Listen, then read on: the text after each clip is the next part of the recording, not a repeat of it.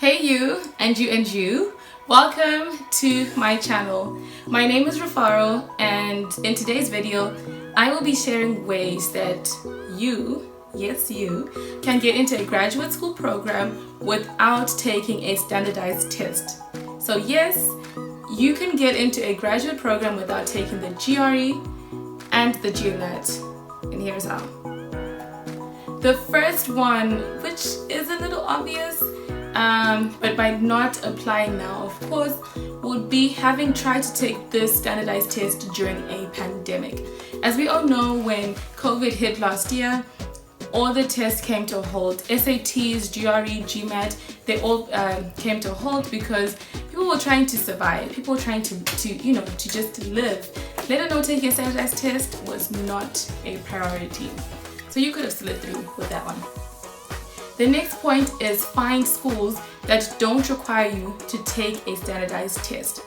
Now, this doesn't mean that the school is bad or not good or it's really good. It doesn't mean any of that. It just means that sometimes smaller schools might not require you to take a standardized test.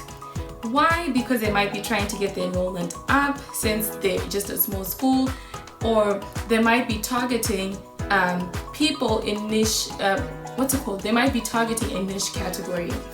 And so I personally think that these schools understand that not everyone is a test taker or a great test taker. And this doesn't mean that you're not at all successful, that you're not at all intelligent. That's just how you are. The same way some people are great at speaking in public, some people are better writers, some people are great with coding, some people are just better singers. I mean, these are really opposite, but that's my point. So you could go ahead and find schools that don't require you to sit for any of those two tests. Another way is to find programs that don't require you to take these standardized tests. I have a friend who's studying at Harvard, and she did not need to take a standardized test to get into her program.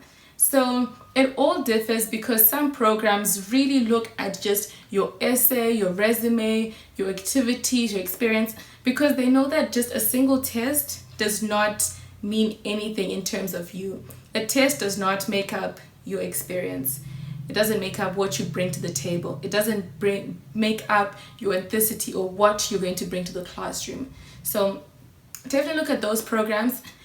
And I'm not at all saying that you should go ahead and just, let me change my major, let me look at another program, because I'm not trying to take a standardized test. That's not what I'm saying. I'm just saying that if you find programs that don't require you to take the standardized test, then that's perfect. It's easier for you. The next point would be what I personally did. There are schools that can waive you taking that standardized test if you have a good GPA.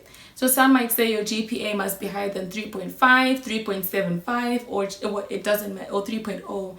So make sure if you're an undergraduate right now, make sure you are so diligent with your grades, you are putting in the time and the effort to get good grades, because it will set you up for your master's program, for your PhD program, and those tests can be waived.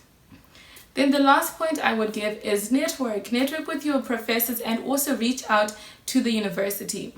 If you've been trying to take that test, and you're not getting the grade you want, or you're not getting the grade that fits within their threshold, then reach out to them. Explain your situation, or explain what makes you a great candidate, all those things. It's your time for you to brag on yourself. Brag on yourself in that essay and show how you add value to their school and to their program.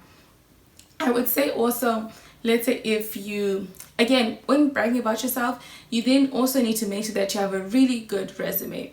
You need to make sure that you have good experience. If you don't have a good resume, reach out to me in the comment section. I can assist you with that.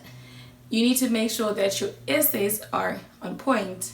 You have everything written that really shows your authenticity and the value you add and your experience. You need to make sure that you have a great LinkedIn, because universities are looking at all of these things. Make sure you have extracurricular activities, all those things, so that that single test score doesn't really mean much, because they've seen everything and more than what they wanted to see or what they were expecting in a good way. So those are some ways that you can get into a graduate program with avoiding the dreaded GRE and the dreaded GMAT test. Because yes, I tried studying for them. I did, and I actually took these tests. Did I take them twice or 3 times? I actually remember one of the Christmases I didn't go for Christmas lunch. I missed Christmas because I was studying. It was that stressful, it was that chaotic. It's not at all fun. But if you want to take it, go ahead, do it. But again, there are ways for you to avoid taking this test. So if you enjoyed this video, please go ahead, give it a like, and subscribe to my channel as well. And go ahead, share this video with your friend. Bye.